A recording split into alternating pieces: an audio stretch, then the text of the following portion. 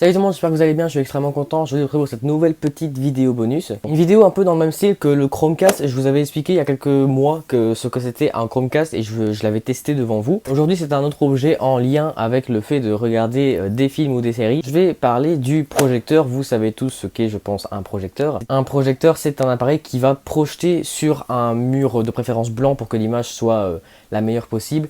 Un film, une série, une vidéo YouTube. Et il est évidemment possible de se procurer son propre projecteur, sa propre toile, ou alors si vous avez un mur blanc, pas besoin d'acheter une toile. Personnellement, j'ai aucun mur blanc et mes murs sont tous recouverts de posters, de télé, d'étagères, de figurines, de je sais pas quoi.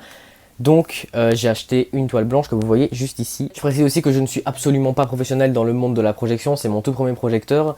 Je précise également que j'ai pas voulu mettre des centaines et des centaines d'euros pour un projecteur parce que pour moi ça n'en vaut pas la peine. Donc ne vous attendez pas à un projecteur BenQ à 1800 euros, 4K, ultra LED, je sais pas quoi, non pas du tout. C'est un projecteur tout à fait normal mais qui fait le taf franchement, mais bon ça on verra après. Et donc vous prendre avec moi. Donc voici mon projecteur, je le mets en hauteur grâce à un support que j'ai fabriqué moi-même, enfin que ma mère a fabriqué avec mon aide. Au niveau du projecteur, il y a ici, mais vous le voyez peut-être pas, le Chromecast que je vous avais présenté dans ma vidéo sur le Chromecast. Autre truc, bon vous vous en foutez je pense, mais voilà, le câble d'alimentation passe par là, avec une rallonge qui passe par là et qui vient se brancher sur la multiprise. C'est très dangereux, ne faites pas ça, mais moi j'ai pas le choix. Donc j'ai deux sources HDMI, enfin deux sources, en l'occurrence des sources HDMI pardon, pour ce projecteur, le Chromecast évidemment, et aussi ma PlayStation qui est reliée avec un long câble HDMI que vous voyez ici, voilà, que là j'ai mis là, et que je branche directement à mon projecteur, parce que mon projecteur a deux entrées HDMI, donc je peux mettre le Chromecast et la PlayStation simultanément. La PlayStation en gros ça me sert à quoi? Ça me sert à mettre mes Blu-ray. Donc c'est bien beau tout ça, mais je pense que vous voulez voir ce que ça donne, et c'est ce qu'on va voir tout de suite. Donc tout d'abord voici à quoi ressemble ma toile une fois déroulée. Personnellement je vous la conseille pas au niveau de la projection. Il n'y a rien à dire dessus, ça c'est normal. Le problème c'est qu'elle se replie assez mal. Alors au niveau du repliage, ça va, mais pour la rebloquer avec les scratchs, c'est une galère. Donc personnellement, je vous conseille, bon c'est un peu plus cher forcément, mais les trucs avec les tirettes. Si vous avez encore plus de thunes, évidemment, les automatiques, les électriques. Donc j'allume le projecteur à l'aide de ma télécommande. Évidemment, je vais éteindre après, sinon on verra rien. Voilà. Bon, désolé pour le bruit, évidemment, il est pas très cher, donc il fait pas mal de bruit, mais j'avoue que quand je regarde le film, j'oublie un peu. Je vais sélectionner la source du Chromecast. Je pense que c'est celle-là, je suis pas sûr.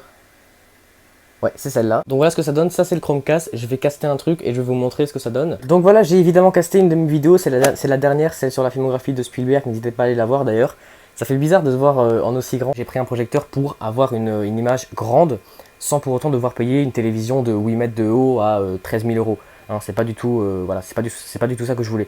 Donc le projecteur et la toile, ça me semblait être une bonne idée, et je vois que là, c'est parfaitement une bonne idée. Au niveau du son, c'est vrai que c'est pas fou, mais bon, ça fait le taf quand même. Mais bon, là, le son, ça vous intéresse pas trop, donc je mets en mute. Et donc voilà, avec Retour vers le futur, ça marche parfaitement bien aussi. Voilà, que je casse via Netflix. Et voilà, c'est plus ou moins ce que j'avais à vous montrer. Au niveau du projecteur, le lien est dans la description, je vous le conseille, il est vraiment pas cher.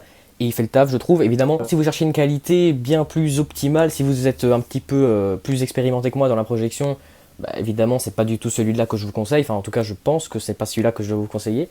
Voilà, niveau de la toile, ça je vous l'ai déjà dit, je vous la conseille pas vraiment. Enfin, je vous la conseille si vous avez pas beaucoup de thunes à mettre dedans, mais elle a quand même pas mal de contraintes. Mais niveau de la projection, ça fait le taf, c'est juste une toile blanche, donc évidemment ça fait le taf comme n'importe quelle toile. Je pourrais également vous faire un test avec la PlayStation, mais j'ai la flemme de tout réinstaller et tout, parce que niveau des câbles c'est un peu plus compliqué. Donc voilà les gars, c'est déjà la fin de cette vidéo bonus, j'espère qu'elle vous aura plu. Si c'est le cas, n'hésitez pas à vous en l'air et vous abonner à la chaîne, bref vous connaissez la chanson. On se retrouve vendredi pour une nouvelle vidéo, tous les jours sur mon Discord, et mercredi pour un nouveau live. D'ici là je vous dis à très bientôt, salut.